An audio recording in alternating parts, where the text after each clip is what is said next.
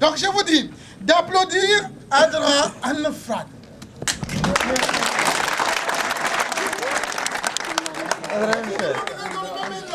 Dans les mêmes élans, qu'on puisse applaudir les racontants.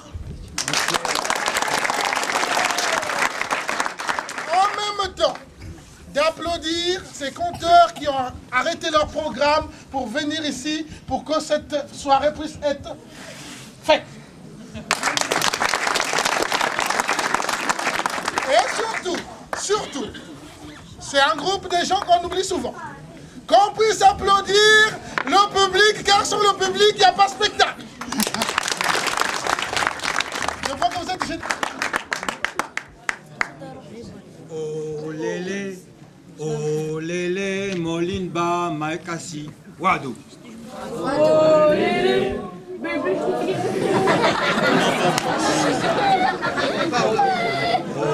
lélé, oh lélé, molinba, makasi, à vous.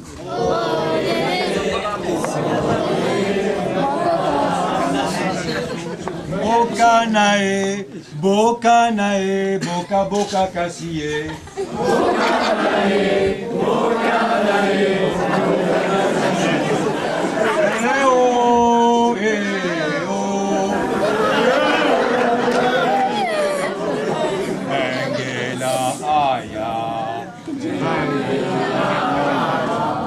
Benguela a, oya, vous me répondez, oya. Benguela a, oya. Aïtsmaïa, les enfants a, et les grands a, les princesses a, les potiers a, les artisans a, et tout le monde a. Ken ou Meken fi qadim zaman. Il y avait une fois, il y a très longtemps, en Afrique, au fin fond de l'Afrique, on entendait ceci.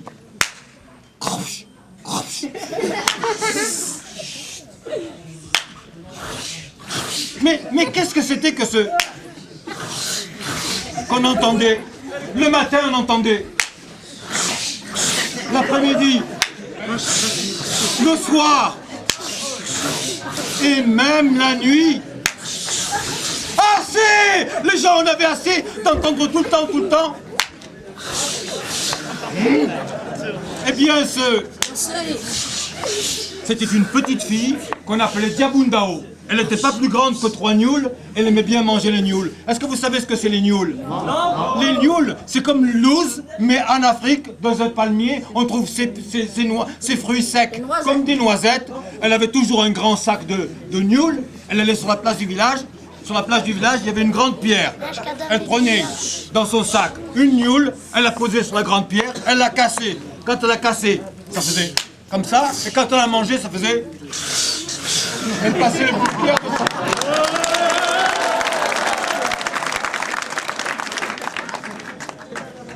Alors, juste une petite parenthèse. Je trouve que Hassan sera d'accord avec moi. J'ai fait le festival l'année dernière, on était à Bouzguen. Cette année, on est chez vous, Ismaël. Cette année, on a une qualité d'écoute extraordinaire. Vous êtes vraiment extraordinaire.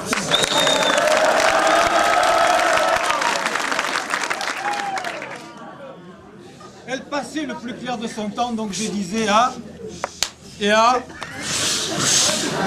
Et toute la journée, c'était comme ça.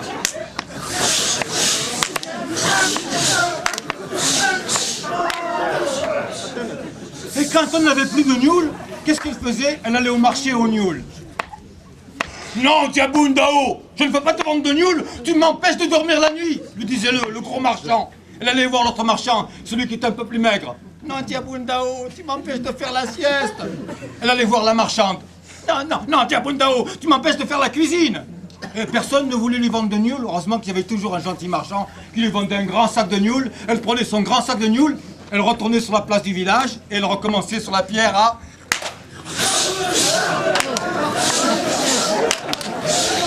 Mais ce soir-là, au fin fond de la jungle, le lion avait terriblement faim. Et dans sa tanière, il poussa un terrible rugissement. Ah! La maman de Diabundao, qui était avec une mahresse en train de piler le mil, s'arrêta net, ne voyant pas sa fille. Elle appela sa fille. Diabundao! Avec moi. Yeah!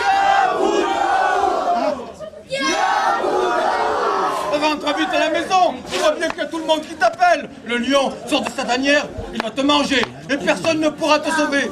Et Diabundao de répondre, c'est pas un petit lion de rien du tout qui va faire peur à Diabundao. Et Diabundao de continuer à...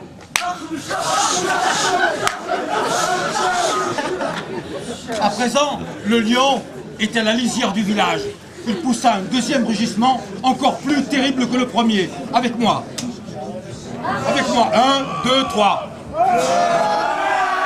Non, plus terrible que le premier. Le papa de Diabundao, qui d'habitude ronfle dans la case, son père s'est réveillé. Ne voyant pas sa fille, il a ouvert les volets, il appelait sa fille. Diabundao! Diabundao! Diabundao! Rentre vite à la maison! Le lion est à la lisière du village. Il va te manger et personne ne pourra te sauver. Et Diabundao de répondre, ouf, c'est pas un petit félin de rien du tout, il va faire peur à Diabundao. Et Diabundao de continuer à...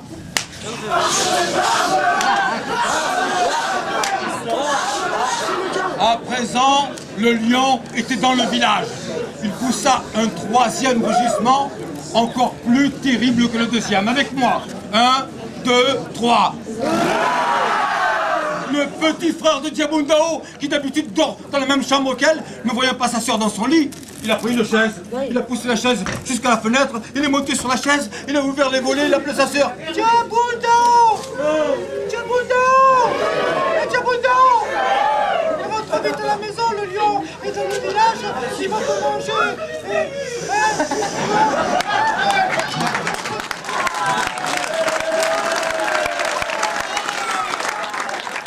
Laisse-moi continuer l'histoire quand même.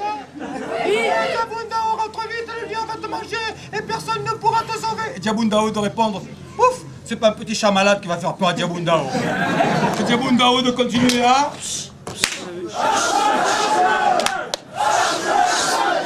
Ça a changé de traduction, c'est la traduction.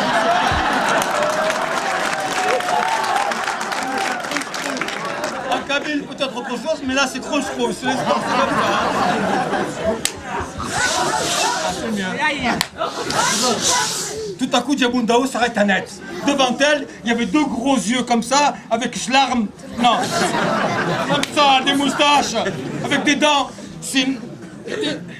Non, comme ça, la bouche comme ça. Il a regardé bien dans les yeux, s'approcha de Diabundao et il avala Diabundao tout rond. Et le lion, et Diabundao, il descendit dans le ventre du... Elle se retrouva dans l'estomac du lion. Et dans son estomac, elle sortit sa petite pierre dans la poche, elle sortit quelques nioules qu'elle avait, elle recommença. Mais le lion, il secoua Diabundao. Et Diabundao, est sorti par les fesses de Dieu.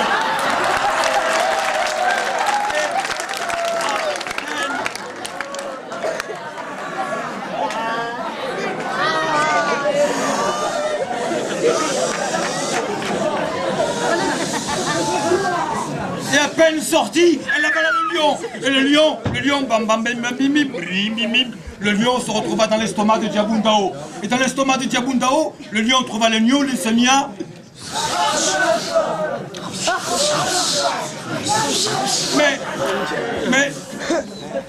Mais Diabundao secoua le lion, et le lion, hop, sortit. Il avala Diabundao. Et Diabundao est descendu dans le ventre du lion, elle sortit, elle avala le lion, Diabundao, le lion. Ça pouvait durer longtemps comme ça. Mais Diabundao, une idée. Diabundao avala le lion et elle mit un bouchon.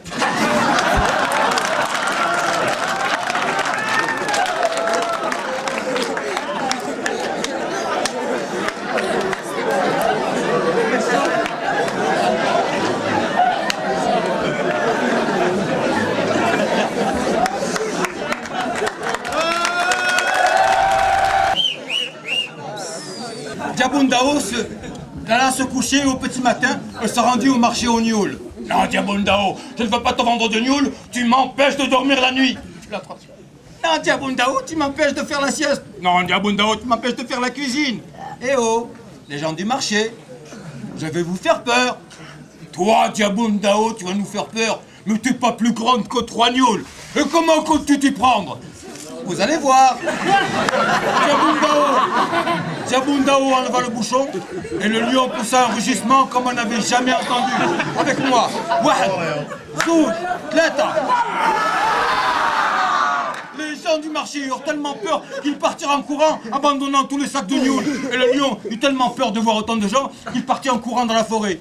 Et c'est depuis ce jour jusqu'à aujourd'hui, on entend encore...